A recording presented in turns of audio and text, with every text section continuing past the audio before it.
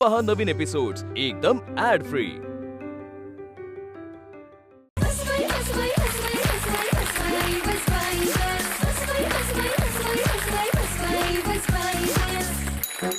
नमस्कार मंडळी, नमस्कार. मी सुबोध भावे आपल्या सगळ्यांचं स्वागत करतो तुमच्या लाडक्या गप्पांच्या प्रवास दौऱ्यात, ज्याचं नाव आहे बस बाई बस. मंडळी, माणसासाठी जगात अशक्य असं काहीही नाही, फक्त ते मिळवण्याची जिद्द, चिकाटी, निरीक्षण आणि अभ्यास हवा. म्हणून एका अभंगात तुकाराम महाराज म्हणतात, असाध्य ते साध्य करिता सायास कारण अभ्यास तुका म्हणे. आज आपल्या बसमध्ये अशीच एक अभ्यासू व्यक्ती प्रवास करणार आहे, जिनं स्वतःमध्ये असलेलं विनोदाचं अचूक टायमिंग, उत्कृष्ट संवाद फेक आणि उत्तम हावभाव यांच्या जोरावर चला हवा येऊ द्या या विनोदी कार्यक्रमात मजल मारली आणि महाराष्ट्रातल्या घराघरात तिचा चेहरा प्रेक्षकांचा चाहता झाला आणि अल्पावधीतच ती मराठी चित्रपटसृष्टीतली सेलिब्रिटी झाली. तर भेटूया विनोदाच्या रणरागिणीला. जोरदार टाळ्यांच्या गजरात स्वागत करूया श्रेया बुगडे हिचं.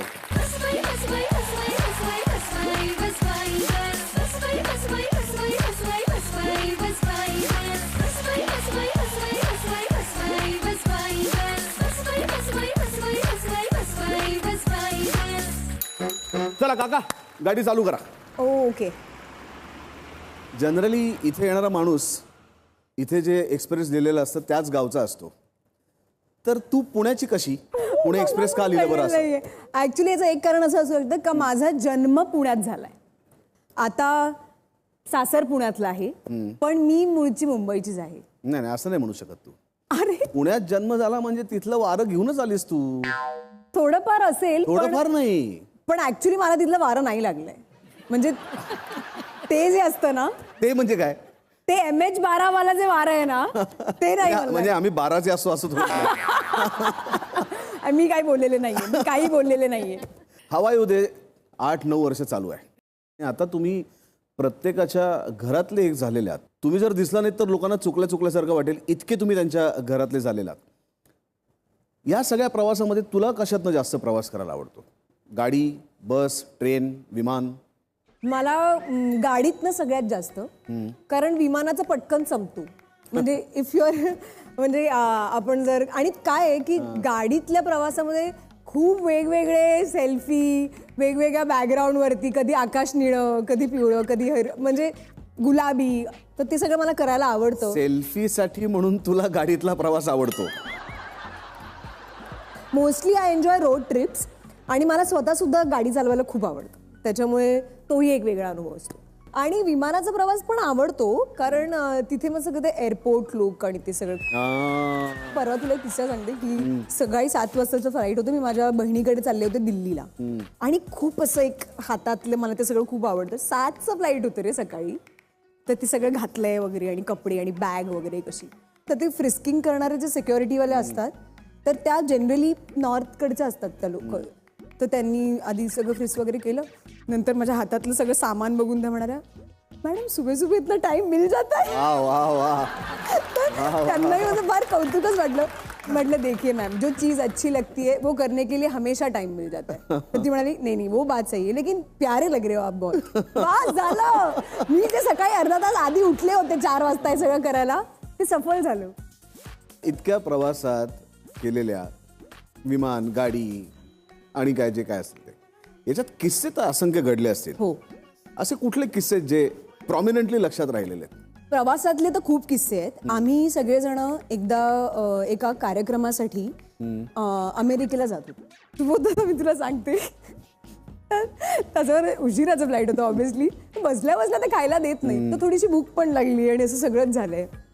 तर भारत दादाच्या लक्षात आलं की आपल्या बॅगेत शेंगदाणे आहेत. बर. आणि आता ते खायचं, तर ते सालासकटचे ते शेंगदाणे होते. त्यांनी खिडकीतनं असं बाहेर आईल मध्ये होती सगळी, म्हणजे ते सगळी सालं जी होती त्याची ती आईल भर होती. आणि म्हणजे विमान उडायचं आधीच माझं असं झालं होतं की कुठला विमान आहे आणि काय, म्हणजे सो बेसिकली ही सगळी गंमत. पण आम्ही जेव्हा लंडनला गेलो होतो विश्व दौऱ्यात, तेव्हाचा एक किस्सा आहे की एक आजी होत्या आणि त्यांचा 70वा वाढदिवस होता. का 75 होती त्यांची. आणि त्यांच्या मुलांनी त्यांना सांगितलं की ते लंडनच्या आसपास राहत होते की आज आपण लंडनला जातोय, आपण एक कार्यक्रम बघायला. आणि थेट ते त्यांना तिकडे घेऊन आले. चला हवा येऊ द्याच्या शोला घेऊन आले. बर. त्यानंतर एक मीट अँड ग्रीट असायचं शूटिंग नंतर. तर त्या अशा समोर उभ्या राहिल्या, आमच्याकडे बघत राहिल्यानंतर खाली वाकल्या आणि सगळ्यांना मिळून त्यांनी एक नमस्कार केला असा. बापरे. आणि आम्ही म्हणजे आत्ता पण माझ्या अंगावर काटा येतोय की त्या म्हणाल्या की हा एकच कार्यक्रम असा आहे की जो बघण्यासाठी म्हणून हे सगळेजण माझ्याबरोबर बसतात, नाहीतर ते मला आठवड्याभर कुठेच दिसत नाही, कारण का त्यांच्याकडे तो वेळच नाही.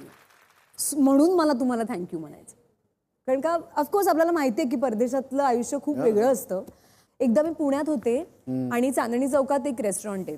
तर तो मॅनेजर आला आणि तो म्हणाला की मॅम तुमचं युअर बिल इज पेड. तर मी म्हटलं किसने दिया, कोण होतं? तर मग त्यांनी बोट केलं की वो दो मॅडम बैठे आहे ना. मी काय त्यांना ओळखत नव्हते. तर त्या दोघी जणी बहिणी होत्या. आणि त्यांनी मग सांगितलं की कशी त्यांची आई गेले अनेक महिने काउच पटेटो आहे, म्हणजे काहीच नाही, म्हणजे हालचाल नाही, काही नाही, बोलता येत नाही. त्या प्रचंड आजारी होत्या आणि त्या एका रूममध्ये असायच्या आणि टीव्ही बाहेरच्या खोलीत असायचा, म्हणजे लिव्हिंग रूममध्ये. आणि ती म्हणे की चला हवा येऊ लागलं की आम्ही बघत बसायचो, ती तिची असायची असं.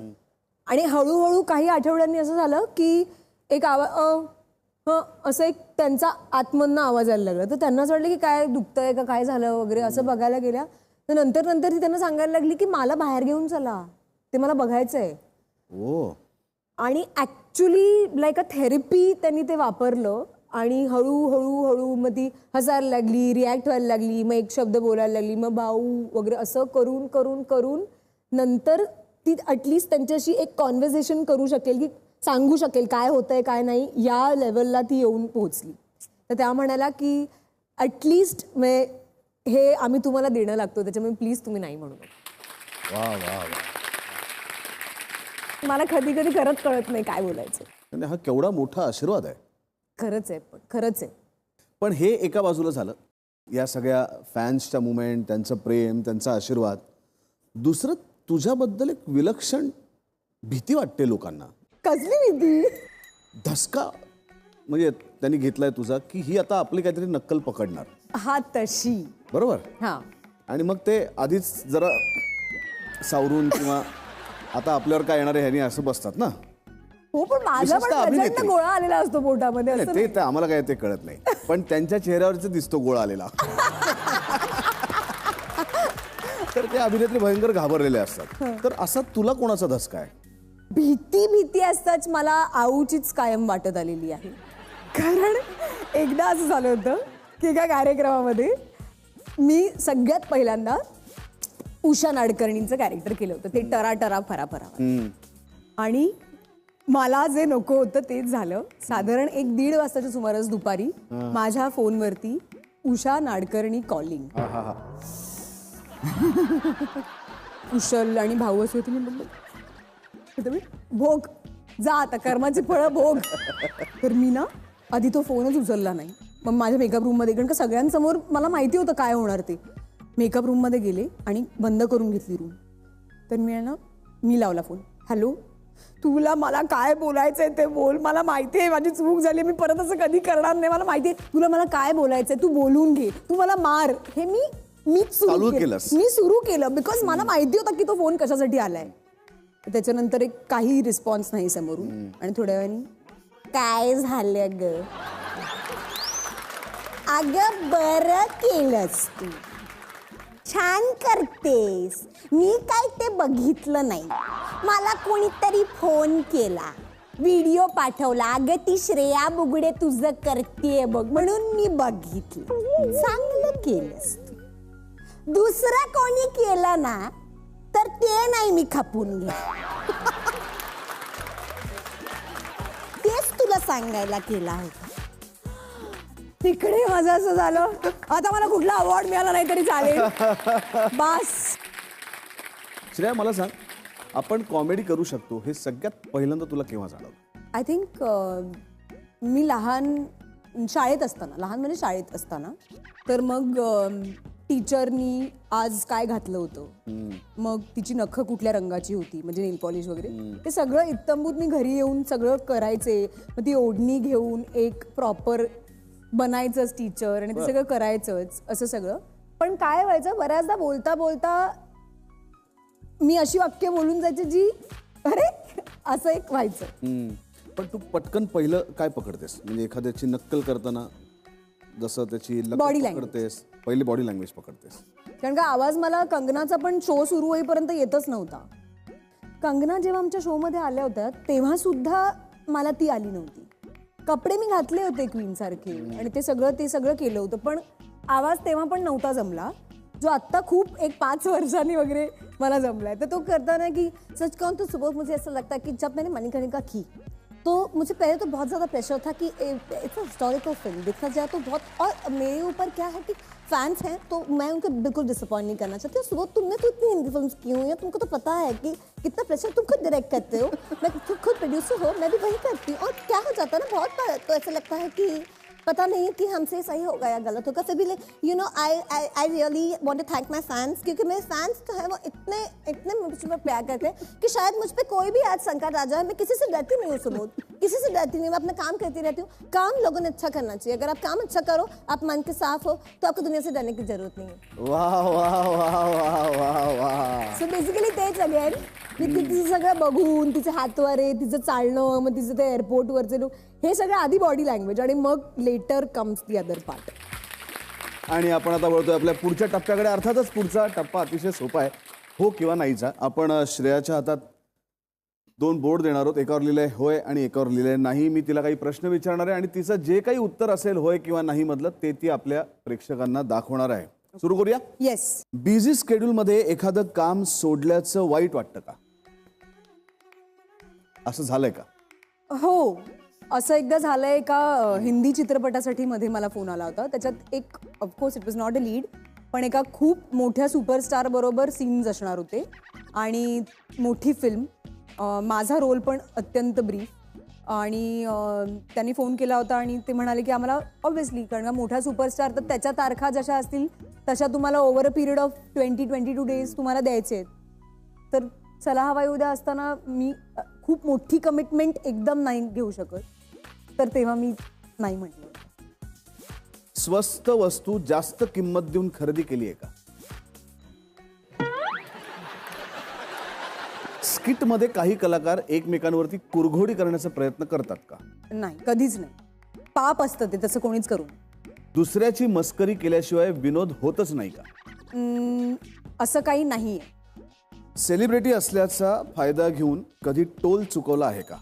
मी चुकवलेला नाहीये, पण मला आपण जिथे शूट करतो तिथे येताना एक टोल नाका लागतो आणि ते दिवाळीचं गिफ्ट म्हणून दरवर्षी दिवाळीचं टोल माझ्याकडनं घेत नाहीत. दिवाळीत तो मी चुकवत नाही, ते घेत नाहीत. तेवढं मॅडम दिवाळी आहे, हॅपी दिवाळी असं.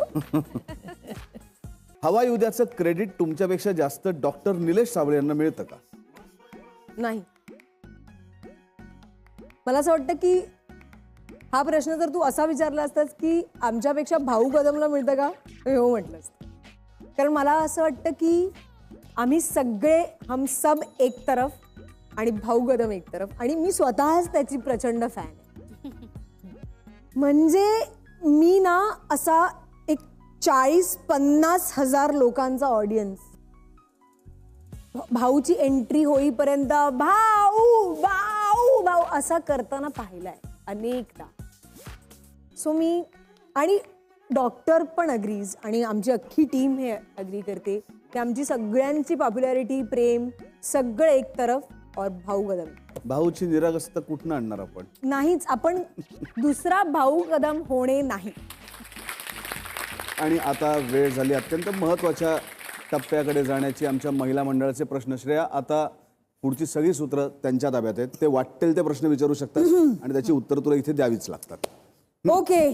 श्रेया मॅम, हाय. माझं नाव शीतल, मला ऍक्टर व्हायचंय. मी तुमची खूप मोठी फॅन आहे मॅडम. थँक्यू मॅडम, पण नवीन फिल्म यायची जेवढी एक्साइटमेंट प्रेक्षकांना राहते त्याच्यापेक्षा जास्त तर हवाई उद्याच्या टीमला राहत असेल ना. म्हणजे नवीन फिल्म आली का तुम्हाला स्किट करायला मिळते. हो, म्हणजे जशा जशा फिल्म येणार तसे तसे एपिसोड वाढणार आणि एपिसोड वाढले की काम वाढणार, शो चालत राहणार. त्याच्यामुळे आम्हाला असं आहे की हे अखंड असंच चालू राहू देत. हा बरोबर आहे मॅडम. मी असं ऐकलंय की तुका भूताची भीती वाटली ना तर रात्री कार्टून आणून बसतस, या खरा? हो, मला भूतांची म्हणण्यापेक्षा काय माझा विश्वास नाहीये, पण मला असं वाटतं की अंधाराची, एकटेपणाची भीती वाटते. खूप, आणि असं खटपीट झालं की मला एक असं कारण भूत कार्टूनचं रूप घेऊन सुद्धा येऊ शकतात. ते नाही रे, नको असं बोलू सुबोधा. त्या कारण भूतं- एका चॅनलच्या जीवावर मी राहते एकटी हॉटेल बिटेल मध्ये महेश कोठारेंच्या सिनेमात तो बाहुलीच्या रूपात आला होता. नको नको बोलू लहान हे सगळं. मुलांच्या. हे जे तर तू- भूताला रूप नसतं ना, तो कुठल्याही रूपात येऊ शकतो. तू हे जे बोलतोयस ते मी एकटी कुठेतरी असताना मला आठवतं, हो म्हणजे नाही, मी सांगतोय, आणि म्हणून मला झोप येत नाही. मी please. सावधगिरीची सूचना दिली की भूत कार्टूनच्या रूपात सुद्धा येऊ शकतात. आपल्याला ते कार्टून वाटतील पण ते कदाचित भूत सुद्धा असू शकतात. मध्ये मी सुरू केलं होतं की म्युझिक चॅनल लावूया, कारण का पण गाण्यामध्ये जेव्हा तू गाणी लावतेस तेव्हा मध्येच काहीतरी बॅटरी संपली आणि असा एक आवाज. एक सेकंद, मी तुला ह्याच्यावर एक किस्सा सांगते. एकदा असं झालं होतं, असंच सकाळचं फ्लाईट पकडायचं होतं. एक रेडिओ येतो आजकाल ज्याच्यामध्ये सगळी गाणी असतात, तर ते हॉलमध्ये ठेवलं होतं. सुबोध दादा, मी तुला शपथेवर सांगते, मी जशी आंघोळीला झालं, आणि मी अलर्ट असते, एकदम अलर्ट असते मी पहाटे, की खटखुट काही झालं की मला लगेच एकदम पडदा हल्ला का वगैरे, एवढी.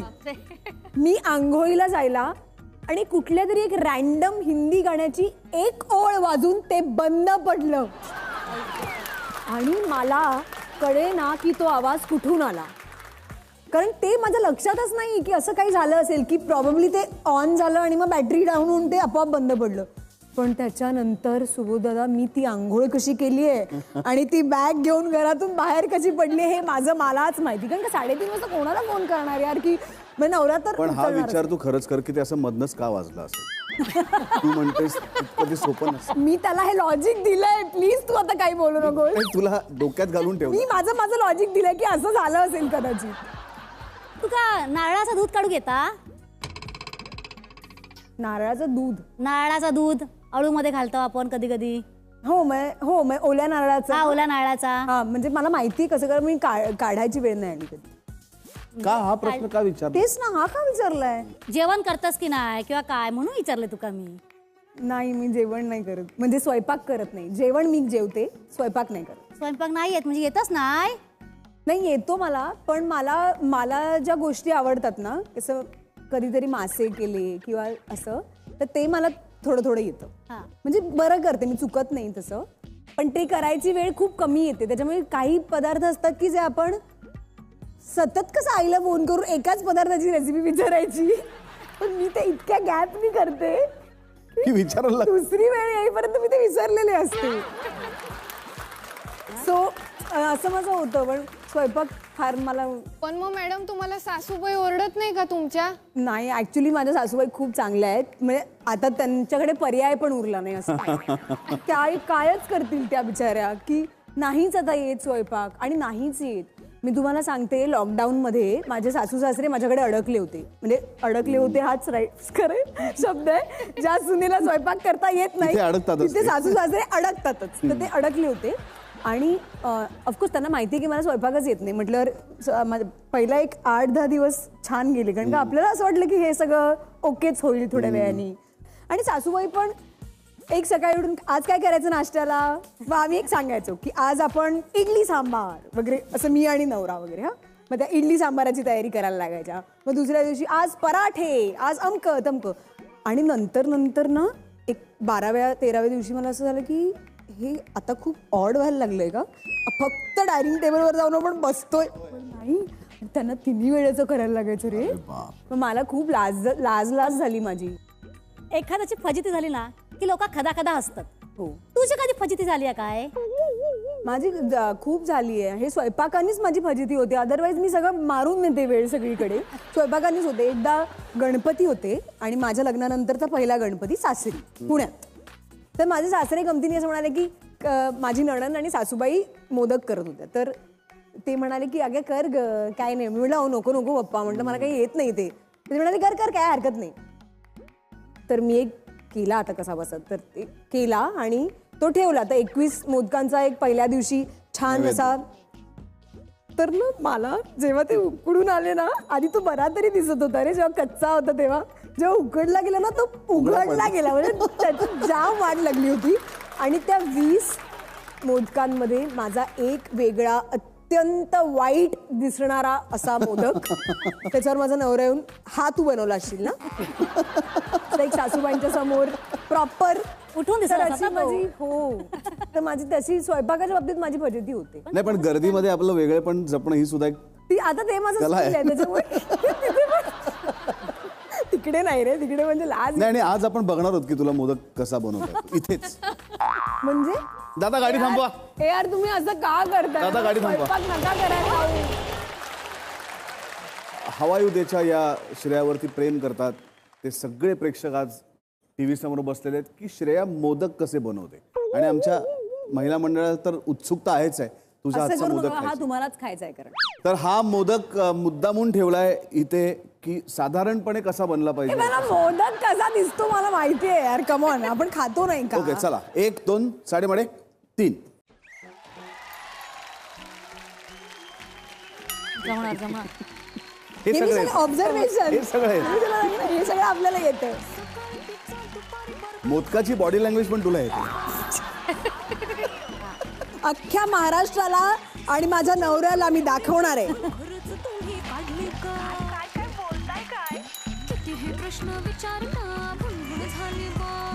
हे सगळे यावर्षी गणपतीत तुझ्याकडनंच. ऑर्डर देऊन करून घ्या. हे बहुतेक पुण्यातले मोदक आहे. का कमी सारणवाले. हा,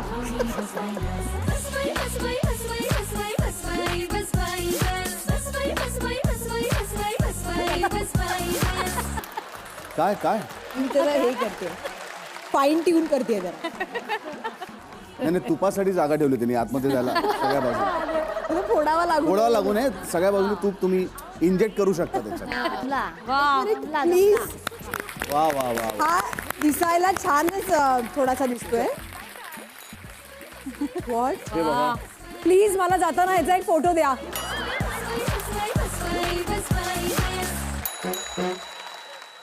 चला झाले तुमचे नाही प्रश्न. असा आहे. एक प्रश्न असा. नमस्कार मॅडम. नमस्कार. मी नमस्कार. स्वयंपाक धुणं भांडे हे कामं करते. ओ. मॅडम माझी मालकीन बाई ना सारखी माझ्या मागे कटकट करत असते, हे साफ कर ते साफ कर. म्हणजे तिला नुसती साफसफाई आवडते. तुम्हाला साफसफाई आवडते का हो? म्हणजे साफसफाई करायला आवडतं का घरात? मी काय करू शकतो दादा, मला OCD आहे. म्हणजे मला प्रचंड स्वच्छता हा एक लागते. प्रचंड स्वच्छता लागते. खूप खूप खूप एक्स्ट्रा की सोफ्याच्या ज्या कुशन्स आहेत त्या एका विशिष्ट पॅटर्ननीच असल्या पाहिजे. त्या कोणीतरी बसल्याने पडल्या वगैरे तर प्रॉब्लेम. आता माझा नवरा गेले अनेक वर्ष हॉलमधल्या सोफ्यावरती बसलाच नाही. कारण त्याचं असं म्हणणं असतं की मी बसलो की मी उठल्यावरती तू कटकट करणार किंवा बसल्यावर तू सांगणार की ती उशी तशी दाबली गेली आहे, ती बाजूला करून ठेव आणि नीट बस, पाय वर करून. मला असं वाटतं की हा सोफा आहे ना, तसं मांडी घालून बसण्यासाठी नाही. तर माझं असं म्हणणं की सोफ्यावरती तुम्ही असं बसा छान. पण कोणी मांडी घालून बसत नाही, पण माझे सोफे व्हाईट आहेत त्याच्यामुळे कोणीच मांडी घालून त्याच्यावर बसायचं नाही. आणि माझं एक लुक, माझे मित्र येतात ना, तर ते आधी काय झालं की आधी ते पहिल्यांदा आले कधीतरी घरी, कोणी पहिल्यांदा आलं तर ते त्यांची नॉर्मल आहे की ते असं करून एक पाय वर करून ते बसतात. तर माझी जीवाची घालमेल की किती जवळचा मित्र असेल तरी कसं मी त्याला सांगू की माझ्या सोफ्यावरचा पाय खाली ठेवशील प्लीज. नंतर मग मी सगळी हे सोडून दिली आणि मी म्हणाले ए पैर नीचे रख के बैठ यार, मेरे को नहीं अच्छा लगता है. असं हे मित्रांपुरतं मर्यादित होतं, हे ठीक आहे. आता माझे काही मित्र येतात ते बोलतात वर बसू की खाली, कसं म्हणते वर बसा, फक्त पाय खाली ठेवून बसा असं. हे फक्त मित्रांपुरती मर्यादित नाहीये. आता माझे सासरे पण त्याच्यामध्ये मी इन्क्लूड केले. त्यांनाही तू बोलतेस. हो, ते खूप चांगले आहेत. पण मी त्यांना सांगते पप्पा प्लीज पाय खाली. माझं तर म्हणणं की कोणी सोफ्यावरती बसूच नाही. मग काय करावं त्या सोफ्यांचं? मग ते सिलिंगला लावून ठेवूयात, नाही त्याच्यावरती कोणी बसणार नाही उलटे करून. पण हे तू पांढरे सँडल्स घालून आता रस्त्यावरनं चालतेस. हो, मी काय खराब होणार, त्याच्यावरती धूळ बसणार. मी घरी गेले, चप्पल काढली की मी एक वेट टिश्यू घेते, ते आधी नीट सगळं पुसते आणि मग मी आत जाते. बरं आहे तुम्ही अशा ठिकाणी कामाला नाही आहात. नाही हो, खरंच पण माझं कसं आहे, मी जी स्वच्छता करते की माझं असं म्हणणं नाही की तू पण ते कर. माझं असं म्हणणं आहे की मी जे केलंय ते खराब तुम्ही करू नका. पण तू मान्य कर किंवा करू नकोस, सोफ्यावरती मांडी घालून बसण्यात किंवा पाय वरती घेऊन बसण्यात एक मजा आहे. हा टेलिव्हिजनवरचा कार्यक्रम आहे म्हणून मी शाण्या मुलासारखा असा बसलोय. हे जर बरोबर आहे. घरात असतं तर मी पाय वरती घेऊन याला टेकून पाय असे टाकून वगैरेच मी बसलो असतो. तुझं म्हणणं 100% बरोबर आहे. आणि ह्यासाठी मी जाहीररित्या माझ्या नवऱ्याची, सासऱ्यांची, माझ्या घरी येणाऱ्या मित्रमैत्रिणींची माफी मागते. ह्या जन्मासाठी तुम्ही मला माफ करा. मे बी नेक्स्ट जन्म मी अशी असेल की मी पण तुमच्याबरोबर सोफ्यावर पाय बी ठेवून बसणारी असेल. तर आता एक सरळ सोपा मार्ग म्हणजे काय की मी कम्फर्ट पण बघते. मी माझ्या नवऱ्याला काय करून दिलंय, बेडरूम मध्ये, मग तो बेडरूम मध्ये बसायला लागला कारण तिथे एक टीव्ही असतो. तर मी त्याला म्हटलं की असं सुट्टी- बेडवरती पाय ठेवून बसायचं नाही. हो, तो झोपायसाठी असतो ना, तो झोपायसाठी असतो. पण तो जर पलंगावर मांडी घालून बसला तर ते नाही चालत. त्याच्या त्या मॅट्रेस वरती असं थोड्या वेळाने असे हे होतात, काय म्हणतो खड्डे आपण, पडतात. खड्डे पडतात. मग इव्हेंच्युअली जर तू सेम पोझिशन मध्ये बसलास तर तो सेम पोझिशन मध्ये बसतो. म्हणून मला भीती आहे की त्या इतक्या छान मॅट्रेसला काही महिन्यांनी असे एक खड्डे पडतील, जे मला नकोय. ऐकून घे माझं.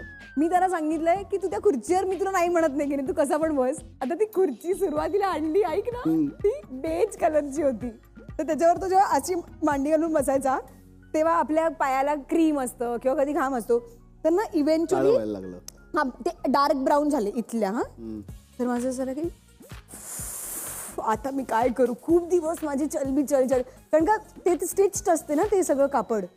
मग मी माझ्या तो जो टेपिस्ट्री बदलणार आहे त्याच्याकडे गेली. म्हणते दादा ये कुर्सी का फोटो है, इसका कपड़ा आप बदल सकते हो. हाँ मैडम बदल सकते हैं. ओके. मी म्हटलं आपके पास एकदम कलरफुल प्रिंटेड कौन सा कपड़ा है. जिसपे दिखेगा नहीं दाग. आणि मी एक अत्यंत फुलांची कलरफुल असं एक कापड जसं मला तसं त्याला घातलंय. आता त्याच्यावरती कुठलाच डाग दिसत नाही. आणि तो खुश, मी खुश झालं. काय तो खुश हे महत्वाचं असण्यापेक्षा तू खुश हे महत्वाचं आहे या ठिकाणी. नाही पण तो पण खुश आहे. तो छान त्या आराम खुर्चीवर बसून असतो, काही हरकत नाही. मॅडम माझं कसं आहे ना, एक चप्पल तुटल्याशिवाय दुसरी चप्पल मी काही घेत नाही. म्हणजे तुमचं कसं आहे मग? अरे हा एपिसोड काय तुम्ही उडी काढायला केलायत का? मला चपलांचं पण खूप मला आवड आहे. कपड्यांची आहेच, कपड्यांची असतेच, चपलांची मला खूप आवड आहे. त्याच्यामुळे आता काय होतं की बऱ्याचदा लोक असं सांगतात की चपला घरामध्ये एका विशिष्ट ठिकाणीच ठेवाव्यात, कारण का ते आपण सगळं बाहेर फिरून येतो आणि हायजिनिकली पण ते चांगलं नाही आणि वाईब वाईज पण ते चांगलं नाही. आपण कुठून येतो काय असं. म्हणून मग मी काय केलं की वापरातल्या ज्या चपल्या आहेत त्या मी शू रॅकमध्ये ठेवल्या, कारण तो पुरतच नाही इव्हेंच्युअली, तो कितीही कसाही आणला तरी. सो वापरातल्या मी तिथे ठेवल्या. आणि ज्या वापरातल्या नाही आहेत, कारण का ते वापरल्याच गेलं नाही, त्याच्यामुळे त्याला काही घाण आणि वाईब आणि असं काही प्रश्नच नाही. त्याच्यामुळे जिथे जिथे जागा मिळत हे घुसवताच. किती आहेत? जोड किती आहेत? तरी एक माझ्या अंदाजे 200 वगैरे.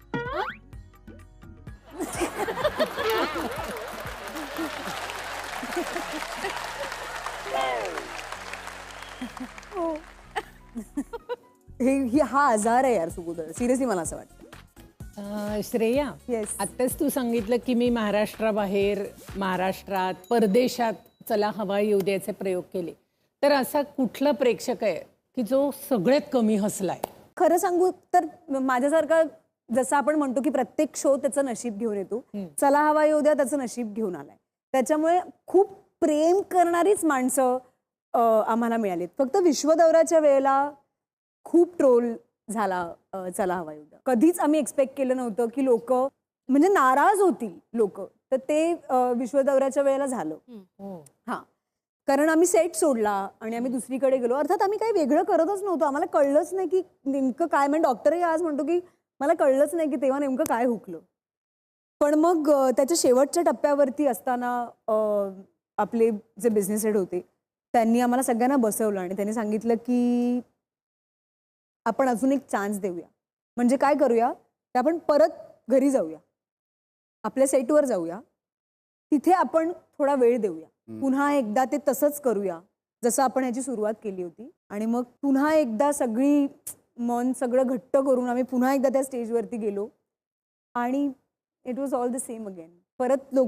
परत ते सगळे कॅरेक्टर्स आले, परत लोकांना आवडू लागलं आणि मग परत तेच मेसेजेस आले की आता छान आहे, आता आम्हाला आवडतं, आता किती मस्त आहे. आणि आता आपला हा प्रवास सुरू आहे श्रेयाबरोबर आणि आता आपण आपल्या पुढच्या खेळाकडे आलो. धरलं तर कळत आहे, सोपा आहे खेळ, एकदम सोपा. हा एक मॅजिक बॉक्स आहे, याच्या आतमध्ये एक वस्तू ठेवली जी तुला दिसत नाही पण प्रेक्षकांना दिसते. ओके. या दोन्ही साईडला एक एक होल आहे, याच्यातनं तुला एक हात आतमध्ये घालायचा आहे, त्या वस्तूला स्पर्श करायचा आहे आणि स्पर्शातनं तुला ओळखायचं आहे की ती वस्तू कुठली असेल. ओके. ठीक आहे? येस. रेडी? Ready. या इकडे. 1 2 साडेमाडे 3.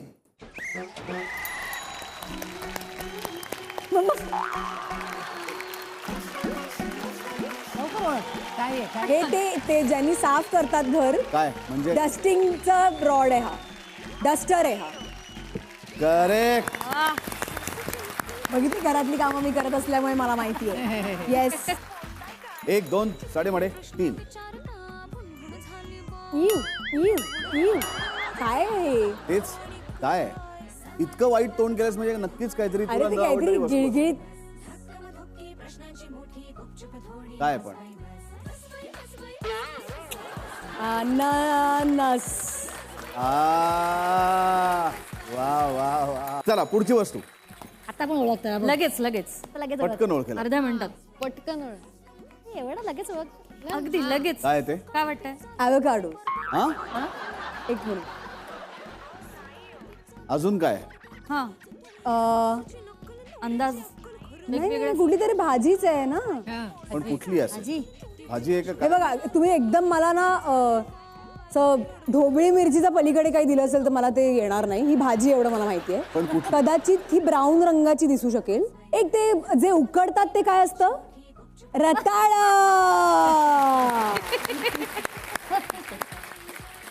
आणि आता शेवटची वस्तू. 1 2 साडेमाडे 3.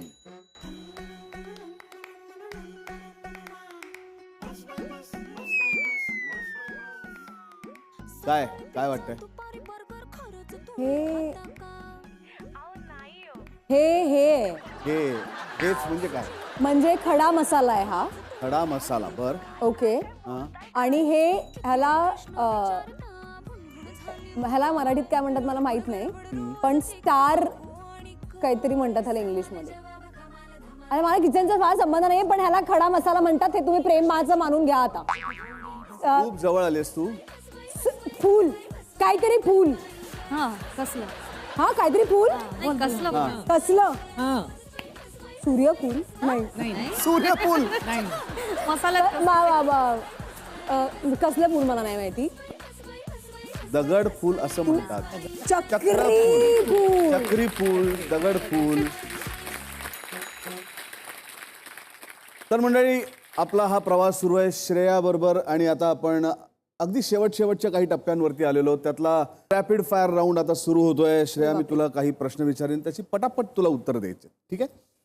डाएटसाठी जर एखादी गोष्ट सोडायची झाली तर काय सोडशील? मँगो ज्यूस की सार भात? Mango juice. कायमस्वरूपी एकच गोष्ट जवळ ठेवायची झाली तर काय ठेवशील?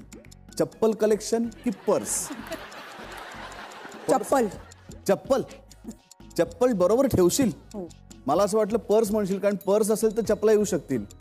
पण रिकामी असेल तर? हा, तरी काय झालं, नुसतं पर्स म्हटलं तरी तू काहीतरी कोणाला तरी उल्लू बनवू शकशील. उल्लू बनवू शकशील. नाही, पण माझा चपला. ठीक आहे. आवडती मैत्रीण कोण? अभिज्ञा भावे की तेजस्विनी पंडित? सॉरी, मी ह्या प्रश्नाचं उत्तर नाही. सॉरी ह्या नाहीच ऑप्शन. डावा उजवच करताय. तसं पण एक खूप आवडते आणि एक आवडते असं होऊ शकतं. नाही, ती असं समजून घेऊ शकते, तिचं नाव घे. नाही, तसं नाहीये. मला नाही, आय कांट चूज. जास्त कोणाची मिमिक्री करायला आवडते? श्रीदेवी का सई तामण? सई तामण. मोठा विनोदवीर कोण आहे? भाऊ कदम की कुशल बद्रिके? भाऊ कदम. तर श्रेया, प्रवास तुझ्यासाठी नवीन नाहीये. तर ह्या प्रवासात अनेक सहप्रवासी तुला भेटले असतील, ज्यांचा काहींचा प्रवास तुझ्याबरोबर आयुष्यात पॅरलली सुरू असेल. काही प्रवासी असे असतील जे तुला सोडून गेले आणि त्याचा तुला काही फरक नाही पडला, म्हणजे ते केवळ तात्पुरते तुझ्या आयुष्यात आले होते.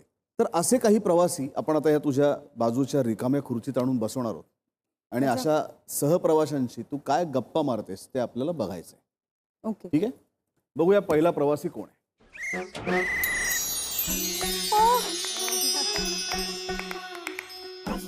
हाय. हा त्याचा हात आहे असं आपण समजूया. सो मी तुलाच म्हणणार आहे. मला तुला भेटायची, बघायची, म्हणजे तुझा नुसता फोटो जरी बघितला, पिक्चर तर सोडूनच दे, फोटो जरी बघितला तरी वेड लागायचं मला पण आणि माझ्या मोठ्या बहिणीला सुद्धा. माझं तुझ्यासाठीचं प्रेम, तुझ्या अभिनयाचं तर आहेच. बऱ्याच लोकांना तुझ्या अभिनयाबद्दल वेगवेगळी मतं आहेत. त्यांना असं काही लोकांना असं वाटतं की तू बरा अभिनेता नाही आहेस, काही लोकांना असं वाटतं की तू सुपरस्टार आहेस. मला असं वाटतं की तू ग्लोबल स्टार आहेस आणि तू तुझ्या कामानीच झालायस. तू काही लोकांना जाऊन सांगितलं नाहीस की ऐका ना मला ग्लोबल स्टार म्हणा. तुझ्या कामानी झालायस. मी कॉलेजमध्ये असताना खूप माझ्या मित्रमैत्रिणींना सांगायचे की अगर मेरी शादी हो गई तो उसके बाद मैं एक ही आदमी के लिए मेरे हस्बैंड को छोड़ सकती हूँ. आणि तो तू होतास. आता मला हे म्हणता येणार नाही, पण तरी माझं तुझ्यावरचं प्रेम कमी झालेलं नाहीये. आणि आपण जसं म्हणतो की आपण गोष्टी मॅनिफेस्ट करतो, की जेव्हा तू हे बोलायला सुरुवात केलीस, जेव्हा तू याचा विचार करायला सुरुवात केलीस, तेव्हा ती गोष्ट तिकडे घडायला सुरुवात झाली आहे. तसंच झालं होतं. मी जेव्हा लहान होते तेव्हाच मी हे मॅनिफेस्ट करायला सुरुवात केली होती, कधीतरी आयुष्यात आपली भेट होईल. आणि आपली भेट एकदा नाही, दोनदा नाही, तर तीनदा झाली आहे. आणि ती पण याच डिस्टन्सवरून. पण अर्थातच ती वेगळी भेट होती. अशी जी ही आज आपली भेट आहे, कधीतरी मला असं वाटतं की प्रत्यक्षात तू असाच माझ्या बाजूला बसलेला असावास आणि अशाच मी तुझ्याशी गप्पा मारत असावा. वा वा. बापरे.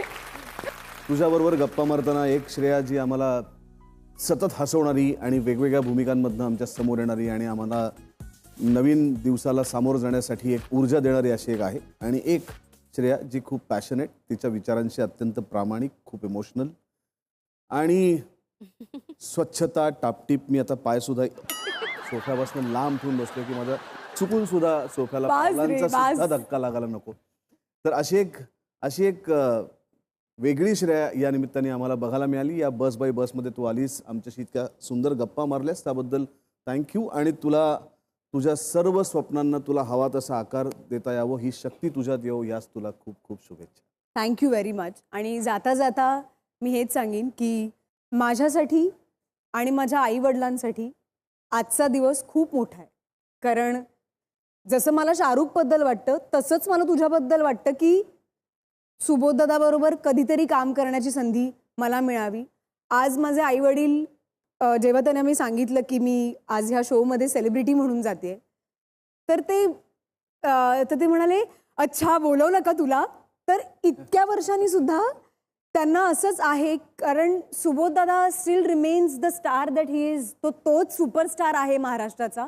आणि आज माझ्या इतक्या छोट्याशा करिअरच्या लाईफस्पॅनमध्ये त्याच्यासमोर बसून त्यांनी माझी मुलाखत घेणं ही माझ्यासाठी खूप मोठी बाब आहे. आणि this will always remain close to my heart, always.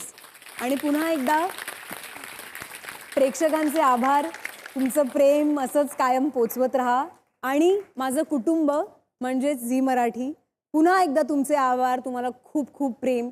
किती तुमचे आभार मानू आता. तसं कुशल म्हणतो तसं की तुम्ही आयुष्यभरासाठी आम्हाला ऋणीच करून टाकलेत. पण हा सोन्यासारखा दिवस तुम्ही मला दाखवलात आणि मला इथे इतक्या सन्मानाने बोलवलं, त्याबद्दल तुमचे सुद्धा आभार. या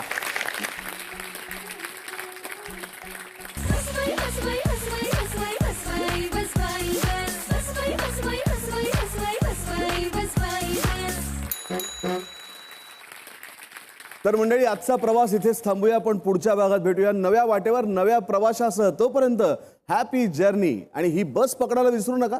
पाहत राहा बस बाय बस.